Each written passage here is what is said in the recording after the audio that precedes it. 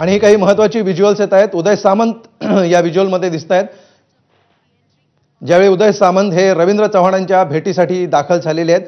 गाडीतून उतरून उदय सामंत हे भेटायला गेलेले आहेत रवींद्र चव्हाणांना आणि त्यांच्या चेहऱ्यावरचं टेन्शन देखील आपण स्पष्टपणे पाहू शकतो। काही सेकंदांचे हे व्हिज्युअल्स सध्या आपण बघितले। गाडीतून उतरून ते थेट भेटीसाठी गेलेले आहेत आणि आता फार महत्त्वाचा रोल यामध्ये उदय सामंतांचा असणार आहे।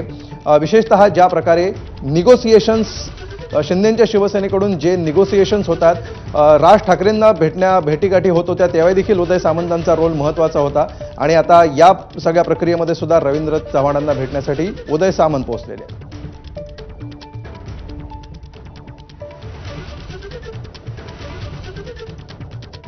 आणि या सगळ्याविषयी वेदांत नेब आपल्या सोबत आहेत। वेदांत, आदित्य ठाकरेंचं ट्विट आलेलं आहे आणि त्यामुळे या जाहीर नाराजी नाट्यानंतर आता विरोधकांना सुद्धा आयतं कोलीत मिळाल्याचं दिसतंय। या सगळ्या पार्श्वभूमीवर आदित्य ठाकरेंच्या ट्विट विषयी सांगा।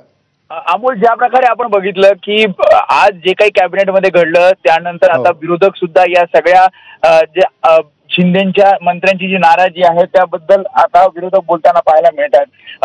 आदित्य ठाकरेंनी ट्विट करत असं म्हटलंय की ज्या प्रकारे आज या मंत्रिमंडळाच्या बैठकीवर शिंदेच्या मंत्र्यांनी एक प्रकारे बहिष्कार टाकला, एक प्रकारे रुसवा फुगवा या बैठकीमध्ये पाहायला मिळाला। त्यावरच आदित्य ठाकरे म्हणतात की एक प्रकारे मंत्रिमंडळ बैठकीला जनतेचे प्रश्न सोडवले जातात, मात्र आता यांचे रुसवे फुगवे सांभाळायचे का? त्यामुळे जो काही कारभार चालू आहे त्या संदर्भात आदित्य ठाकरेंनी हे ट्विट केलं आहे आणि हे सगळं चिंताजनक असल्याचं सुद्धा ते म्हणतात।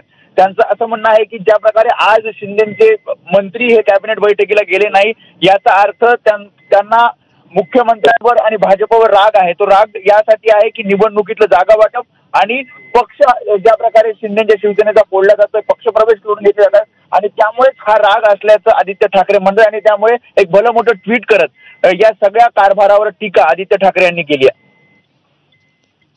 निश्चितपणे। आणि आता उदय सामंत पोहोचलेले आहेत रवींद्र चव्हाणांच्या भेटीसाठी। आज विशेषतः ज्या प्रकारे डोंबिवलीमधले पक्षप्रवेश झाले त्याच्यानंतर अचानकपणे हे नाराजी नाट्य उफाळून आल्याचं दिसतं आहे। वेदांत, याविषयी काय सांगशील? कारण आत्तापर्यंत अनेक पक्षप्रवेश वेगवेगळ्या ठिकाणी होतच होते, मात्र डोंबिवलीमधला आजचा पक्षप्रवेश आणि त्यानंतर काही तासातच हे नाराजी नाट्य समोर येताना दिसतंय। अमोल, मागील काही दिवसांपासून हे पक्षप्रवेश होत आहेत, म्हणजे अगदी शिंदेच्या शिवसेनेत भाजपच्या काही पदाधिकाऱ्यांचे पक्षप्रवेश होत आहेत। मात्र ज्या प्रकारे आपण बघितलं आज डोंबिवलीमध्ये पक्षप्रवेश झाले, काही माजी नगरसेवक यांचे पक्षप्रवेश, जे शिंदेचे नगरसेवक होते, या निवडणुकीसाठी शिंदेकडनं सुद्धा तयारी केली जाते, मोर्चे बांधणी केली जाते आणि यामध्ये भाजपमध्ये अशा प्रकारे शिंदेच्या माजी नगरसेवकांचे पक्षप्रवेश होणं फक्त कल्याण डोंबिवलीमध्ये नाही तर ठाण्यामध्ये सुद्धा अशा प्रकारे पक्षप्रवेश करून घेतले जातात आणि पुढची जी रणनीती आहे मग शिंदेची शिवसेना असेल किंवा भाजप असेल हे स्वबळावर लढण्याची किंवा आपली ताकद वाढवण्यासाठी प्रयत्न करतात आणि त्यामध्ये आज एक 4 जणांचे पक्षप्रवेश झाले आणि त्यामुळे कुठेतरी नाराजी ही शिंदेच्या मंत्र्यांनी शिंदेच्या नेत्यांनी व्यक्त केली। कारण आपण बघितलं ठाणे असेल कल्याण डोंबिवली असेल हा सगळा आता जर आपण बघितलं शिंदेच्या शिवसेनेचा बालेकिल्ला आहे, त्या ठिकाणी वर्चस्व शिंदेच्या शिवसेनेचं आहे आणि असं असताना आपण बघितलं ज्या प्रकारे शिंदेच्या शिवसेनेचे पदाधिकारी हे फोडले जातात आणि त्यामुळे थेटपणे नाही मात्र आज मंत्रिमंडळाच्या बैठकीत न जाऊन एक प्रकारे नाराजी व्यक्त केल्याचं पाहायला मिळतंय। वेदांत, राजकारणामध्ये नाराजी व्यक्त करण्याचे अनेक प्रकार आहेत, वेगवेगळ्या प्रकारे ती नाराजी व्यक्त केली जाते आणि तुम्ही सुद्धा अनेक वर्ष हे कव्हर करत आलेला आहात।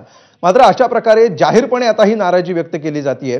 निवडणुका तोंडावर आहेत, अर्ज भरून झालेले आहेत आणि अजूनही अनेक ठिकाणी युती आघाड्यांचं काय होणार, कोण अर्ज ठेवणार, कोण मागे घेणार, ही सगळी अनिश्चितता आहे।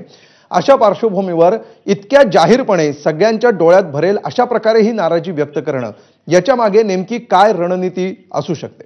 थेटपणे आतापर्यंत आपण बघितलं तर अमोल प्रतिक्रिया ह्या प्रवक्त्यांनी किंवा नेत्यांनी दिलेल्या नाहीयेत, मात्र ज्या प्रकारे मुख्यमंत्र्यांशी चर्चा हे सगळे मंत्री करताना आपल्याला पाहायला मिळतात आणि ज्यामध्ये मागील काही दिवसांपासून मग राष्ट्रवादी काँग्रेस अजित पवार गट असेल किंवा मग शिंदेची शिवसेना असेल भाजप असेल यांच्यात एकमेकांमध्ये पक्षप्रवेश होताना आपल्याला पाहायला मिळतात. प्रत्येक जण आपली ताकद वाढवण्याचा प्रयत्न करतोय. आगामी ज्या महापालिका निवडणुकीच्या दृष्टिकोनातून विशेष लक्ष भाजपकडून खास करून आपण बघतो प्रदेशाध्यक्ष ज्या प्रकारे पक्षप्रवेश करून घेतात आणि आज ज्या प्रकारे डोंबिवलीमध्ये काही कट्टर शिवसैनिक ज्यांच्यावर खरं तर काही मोठी जबाबदारी त्याची होती त्यांना भाजपमध्ये पक्षप्रवेश देण्यात आला आणि त्यामुळे महायुतीतच एक रोष पाहायला मिळत होता. आणि आज या ज्या प्रकारे रवींद्र चव्हाण यांच्या उपस्थितीत डोंबिवलीमधील काही पक्षप्रवेश झाले आणि त्यानंतरच जी नाराजी आहे ती या मंत्र्यांनी आज मुख्यमंत्र्यांसमोर व्यक्त केल्याचं कळतंय. आणि भविष्यात सुद्धा पक्षप्रवेश होणे किंवा महायुती म्हणजे शिंदेच्या शिवसेनेतले पक्षप्रवेश करू नयेत किंवा मग भाजपमधील काही पदाधिकाऱ्यांच्या शिंदेच्या शिवसेनेत प्रवेश होऊ नये यासाठी काही निर्णय घेतला जातो का? कारण समन्वय समिती एक महायुतीमध्ये आहे, त्यांच्या सुद्धा बैठक आठवड्याला होत असतात जेणेकरून अशा प्रकारे जे महायुतीचे जे कार्य आहे ते योग्य पद्धतीने चालावं आणि जर कुठे रोष असेल, कुठे राग असेल किंवा समन्वय नसेल तर तो समन्वय साधला जावा.